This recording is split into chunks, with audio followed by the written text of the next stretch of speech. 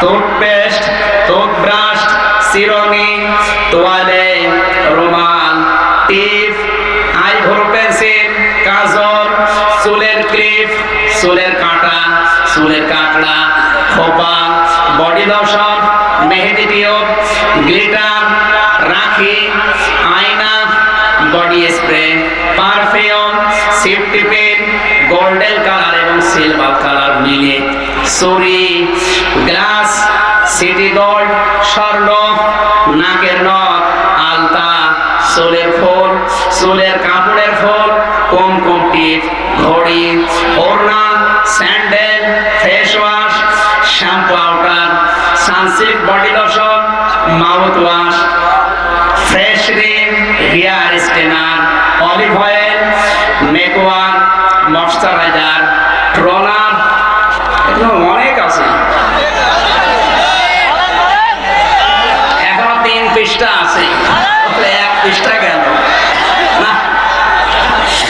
এরপরে makeup remover cotton, ornament bag, wall ঘড়ি, রুমের জন্য নরম স্যান্ডেল,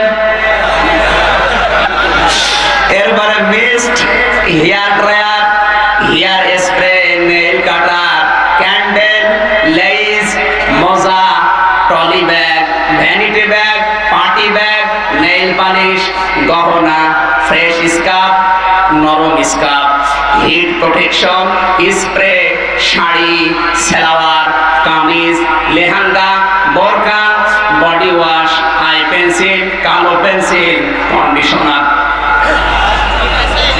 এখনো তো আছে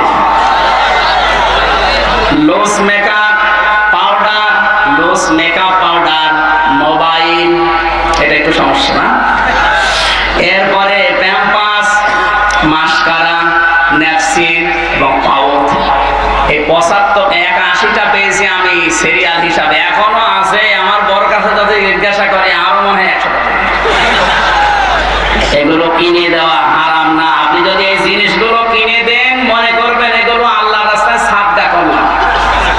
কারণ স্ত্রীর জন্য খরচ করা এই আদেশ কার?